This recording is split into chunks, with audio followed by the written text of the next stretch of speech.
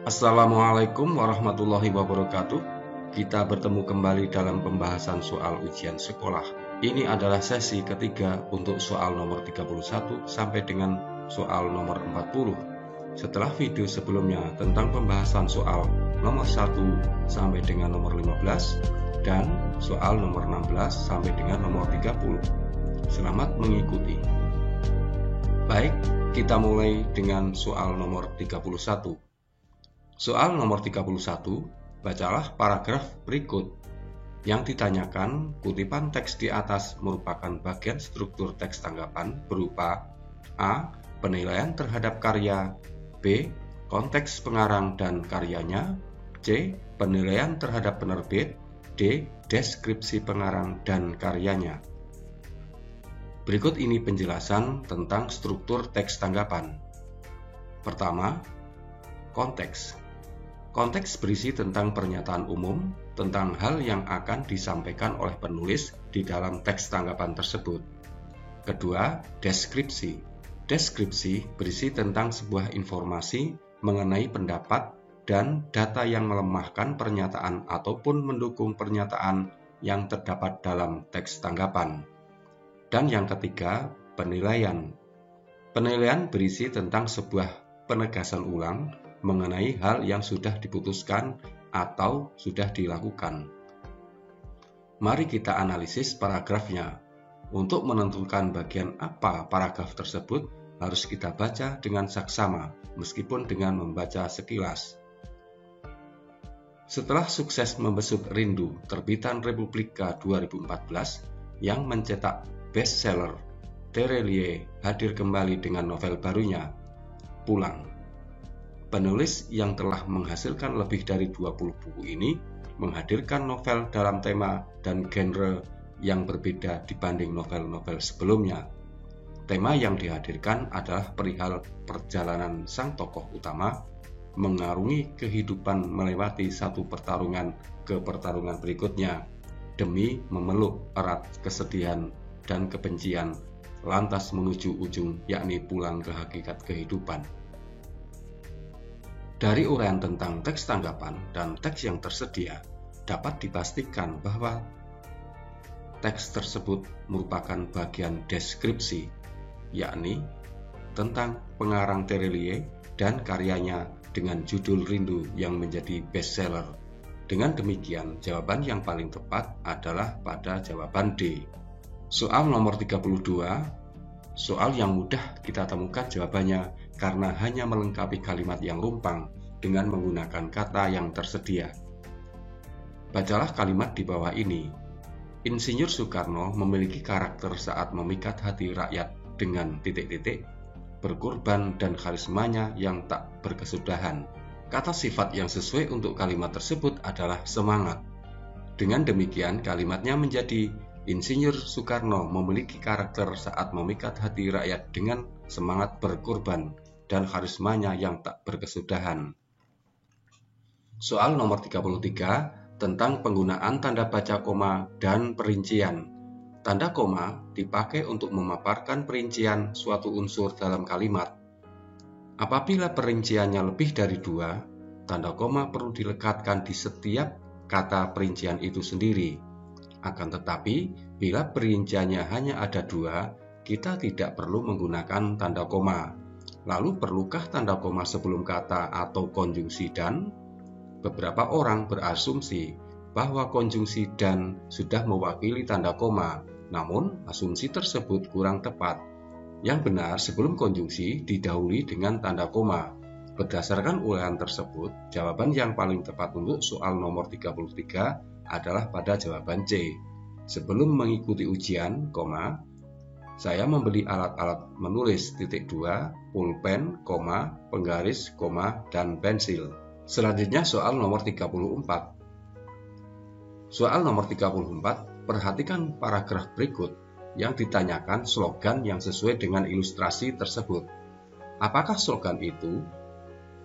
Dalam Kamus Besar Bahasa Indonesia, slogan diartikan sebagai perkataan atau kalimat pendek yang menarik atau mencolok dan mudah diingat untuk memberitahukan atau mengiklankan sesuatu. Dari pilihan jawaban yang tersedia, Jawaban yang paling tepat adalah jawaban C, yakni tertib berkendara, nyaman di jalan raya. Tentu jawaban ini ada kesesuaian dengan ilustrasi teks. Selanjutnya soal nomor 35 tentang maksud iklan yang sesuai dengan bacaan. Iklan merupakan suatu proses komunikasi yang bertujuan untuk membujuk atau menggiring orang untuk mengambil tindakan yang menguntungkan bagi pihak pembuat iklan. Iklan merupakan satu di antara produk promosi yang paling banyak digunakan perusahaan dalam mempromosikan produknya. Berdasarkan teks bacaan, hidup hanya sekali, sayangilah paru-paru Anda, hidup sehat tanpa asap rokok, hindari jadi perokok pasif karena juga membahayakan paru-paru dan kesehatan Anda. Maka, jawaban yang paling tepat adalah jawaban B, yaitu mengimbau masyarakat untuk menjaga kesehatan dengan menjauhi rokok. Soal nomor 36, bacalah kutipan teks pidato berikut dengan saksama. Yang ditanyakan bagian penutup untuk melengkapi teks pidato tersebut. Ada beberapa ciri-ciri penutup pidato sebagai berikut. Berisi permohonan maaf. Yang kedua, berisi imbauan. Kemudian berisi harapan. Kemudian ucapan terima kasih. Kemudian doa dan kesimpulan. Dan tentu saja dalam kaitannya dengan soal, penutup pidato harus relevan dengan teks yang dimaksudkan. Saya bacakan teks pidato yang dimaksudkan. Teman-teman, tugas pengurus koperasi sekolah memang tidak ringan dan memerlukan keseriusan. Oleh karena itu, saya menyarankan agar dalam menentukan pengurus baru nanti, hendaknya teman-teman memilih pribadi yang benar-benar mampu mengemban tugas berat sebagai pengurus tanpa mengesampingkan tugas utamanya sebagai seorang pelajar, yaitu belajar. Saya berharap pengurus yang baru nanti dapat melaksanakan tugas organisasi sekaligus dapat memfasilitasi kebutuhan siswa dengan baik. Berdasarkan penjelasan tentang ciri-ciri penutup pidato dan berdasarkan teks di atas, dapat ditentukan dengan pasti bahwa penutup pidato yang tepat adalah jawaban B, yakni terima kasih atas kehadiran teman-teman pada acara pemilihan pengurus koperasi sekolah.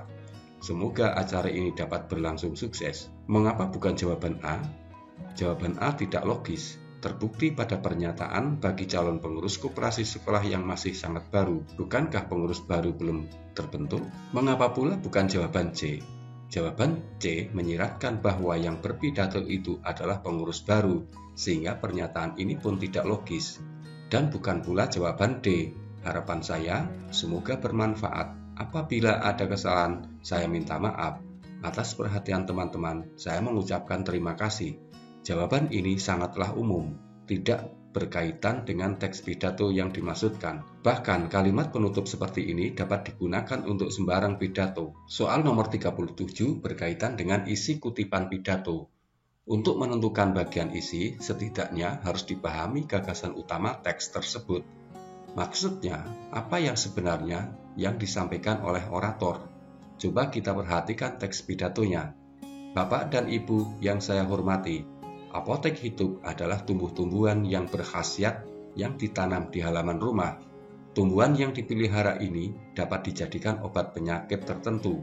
Misalnya, pepaya, daunnya berguna untuk menyembuhkan malaria. Yang ingin disampaikan oleh orator adalah pengertian dan manfaat apotek. Hal ini dapat terlihat pada kalimat kedua dan kalimat ketiga. Dengan demikian, jawaban yang paling tepat adalah jawaban C, yakni pengertian dan manfaat apotek hidup. Soal berikutnya, soal nomor 38 berkaitan dengan sudut pandang kutipan cerita. Penjelasan tentang sudut pandang dalam cerita sebagai berikut. Sudut pandang adalah cara bercerita atau cara pandang seorang pengarang pada cerpen yang dibuatnya. Sederhananya, sudut pandang berhubungan dengan siapa yang menceritakan kisah dalam cerpen tersebut. Ada dua sudut pandang. Yang pertama, sudut pandang orang pertama. Kata ganti yang digunakan adalah kata aku sebagai pelaku utama. Yang kedua, sudut pandang orang ketiga. Kata ganti yang digunakan ia, dia, mereka, atau nama tokoh atau nama pelaku. Dengan memperhatikan kalimat pertama dalam teks tersebut, setibanya di panti, aku langsung turun dari becak dan membayar ongkosnya. Kubawa tas kerjaku. Kata ganti yang digunakan pada kalimat pertama menggunakan kata aku atau ku.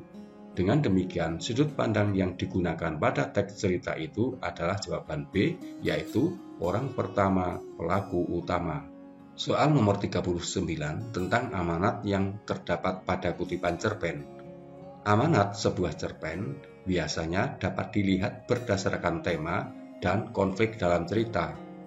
Amanat dalam cerita dapat dibagi dua, yaitu amanat eksplisit dan amanat implisit. Amanat dapat diketahui secara jelas atau secara eksplisit dalam bentuk seruan, nasihat, peringatan, saran, anjuran, maupun larangan.